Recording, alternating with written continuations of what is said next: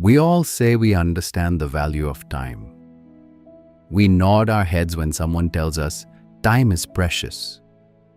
But if we truly understood it, would we still waste hours scrolling through our phones, postponing important tasks, or telling ourselves, I'll start tomorrow? Here is the uncomfortable truth. Time is the only thing in life that once lost can never be earned back. You can lose money and make it again. You can lose a job and find another. But a single moment, once gone, is gone forever. And the saddest part? Most of us don't realize this until it's too late. Today's story is about a father and his son.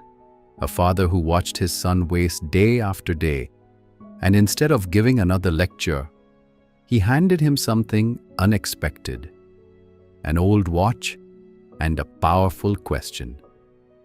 A question so simple that no one in the market could answer it. But its meaning changed the boy's life forever. So stay with this story until the very end, because sometimes a single story heard at the right time can wake up something inside you that years of advice never could.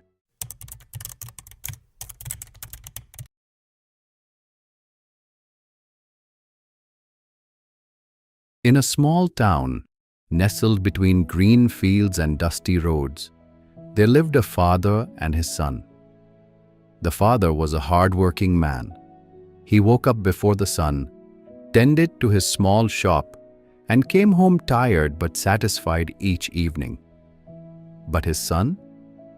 His son was very different. The boy had no interest in work. He would wake up late, wander through the lanes with his friends, sat near tea stalls, watched others work, laughed with friends, and return home only when hunger called him. He always says, "There is still plenty of time," as if life would wait forever. At first, the father tried to advise him gently. Then he tried to warn him. Then he became silent.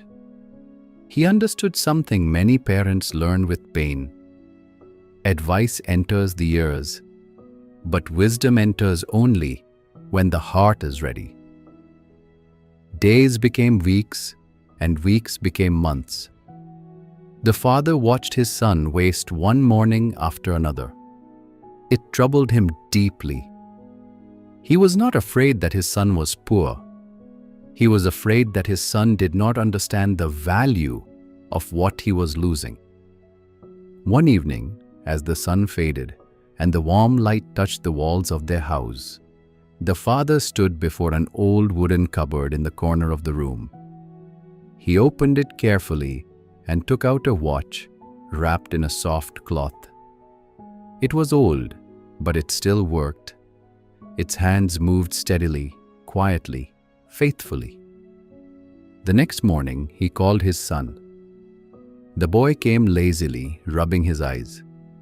The father placed the watch in his hand and said, "Take this to the market. Ask people what price they would give for it. Go to many people, listen carefully, then come back and tell me." The boy looked surprised, but the task seemed easy enough. He slipped the watch into his pocket and walked toward the busy market road. The market was alive with noise. Vegetable sellers called out their prices. Shopkeepers arranged goods at their doors. Buses came and went, raising dust into the air. The boy took out the watch and showed it to different people. At the first shop, a cloth merchant looked at the watch, turned it over, and said, 500 rupees, not a rupee more. A little further, a grocery seller examined it and offered, maybe 800, it looks decent enough. Near the end of the lane, a man sitting behind a pile of steel utensils glanced at it and said, I would say 1,000, give or take. By afternoon, the boy returned home. The father asked, "What did you learn?" The boy replied, "Everyone said something different. One said 500, another said 1,000, another said 800. No one agreed." That was all. The boy expected an explanation, but none came.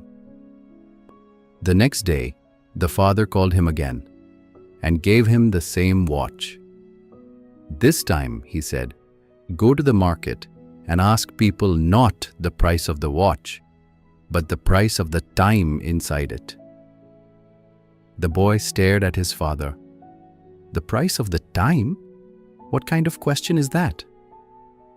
"Just go," the father said calmly. "Ask and return." So the boy went. At the first shop, he asked the question. The merchant burst out laughing. "The price of time? What nonsense! Are you trying to be funny?" At the next shop, a woman waved him away.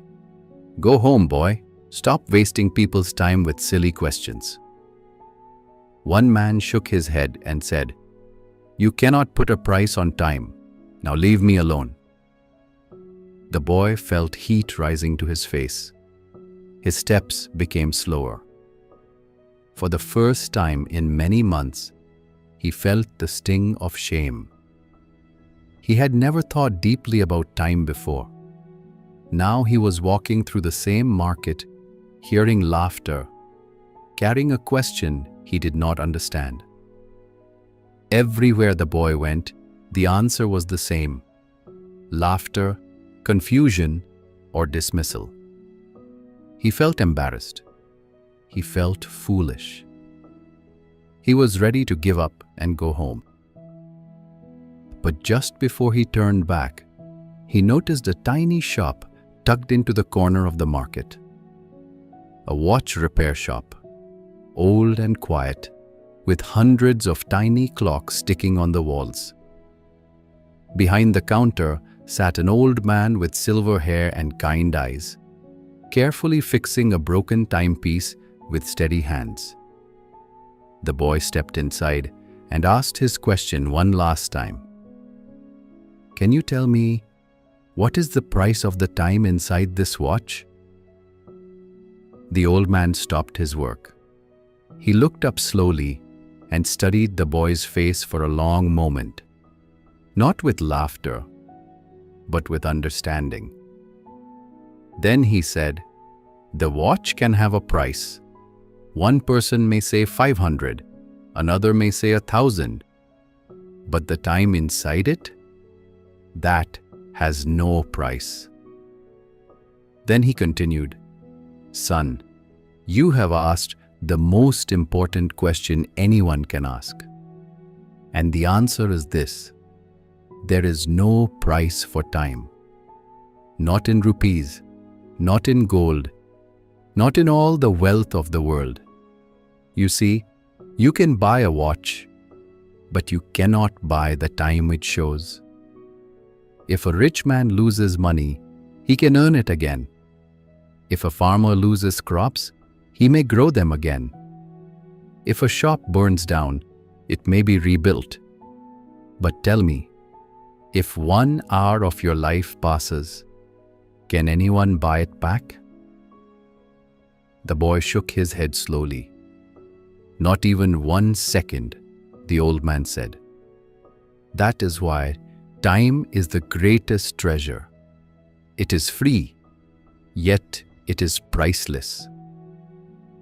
The shop was quiet, except for the soft ticking of many clocks.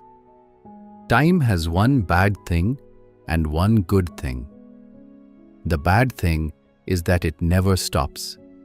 It keeps moving, whether you are ready or not. It does not wait for anyone. The good thing is that you still choose what to do with it. Every person, rich or poor, young or old, receives the same amount of it each day. 24 hours. No more, no less. The difference between a person who succeeds and a person who fails is not talent or luck. It is how they choose to spend those hours. One uses time to build a future, while another throws it away. Each word fell into the boy's heart like rain on dry soil. The boy stood still. Something deep inside him stirred, something that no scolding or lecture had ever reached. The old man's words did not just enter his ears, they entered his heart. His eyes lowered. "I understand now," he whispered. The old man handed the watch back to him and said, "Then do not just understand. Change." He rushed home. He told his father everything the old man had said, word for word, with fire in his eyes that the father had never seen before. When the boy finished, the father placed his hand gently on his shoulder. No long speech was needed. The lesson had reached where words alone could not go. From that day, the boy began to change. He woke earlier. He helped at home. He learned to work with care. He spent less time roaming and more time doing something useful. At first, the change was small, but day by day, it became stronger. He discovered that disciplined hours gave peace, and honest effort gave pride.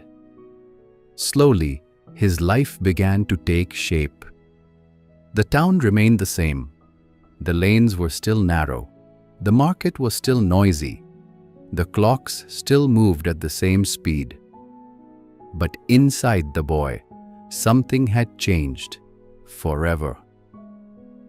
He had learned that life does not become meaningful by chance. It becomes meaningful when we respect the hours we are given. Many people live exactly like that boy. They keep saying, "I'll start tomorrow," "I'm still young," or "there's plenty of time." But slowly, those delays become habits, and those habits shape a weak and directionless life. The danger is not always visible at first. That is why it is so dangerous. Lost time rarely shouts. It disappears quietly. This story carries a truth that most of us already know, but rarely live by. We all have the same 24 hours. No one gets more, no one gets less. Yet some people build extraordinary lives, while others wonder where their years went. The difference is never about having more time. It is always about respecting the time we already have. Think about your own life for a moment. How many hours this week did you spend on things that added nothing to your growth, your peace, or your future? How many times did you say, "I'll do it later," only to let another day slip away quietly? The father in the story understood something deeply beautiful. He could not force wisdom into his son's heart through lectures or warnings. Instead, he gave him an experience. He let the boy walk through the market, face the laughter, feel the confusion, and arrive at the answer on his own. And that is exactly how real change happens. Not through someone else's words, but through our own realization. So here is what you can take from this story today. Stop waiting for the perfect moment. Stop telling yourself there is still plenty of time. Start now. Start small. Wake up a little earlier. Spend one less hour on distractions. Pick up that book. Start that project. Have that conversation you have been avoiding. Because every single hour you invest in yourself today is building the person you will become tomorrow. Remember, you can replace almost everything in life, but you can never replace a single moment that has already passed. Respect your time. It is the most valuable thing you will ever own. Now I want to hear from you. What is one thing you have been putting off that you will start today?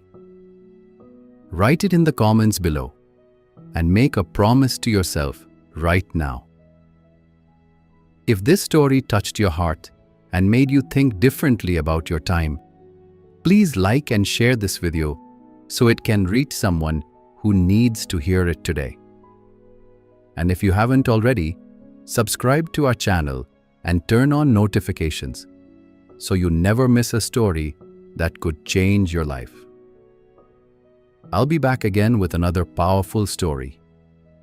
Until then, be patient, stay grateful, and remember, your time is your life. Spend it wisely.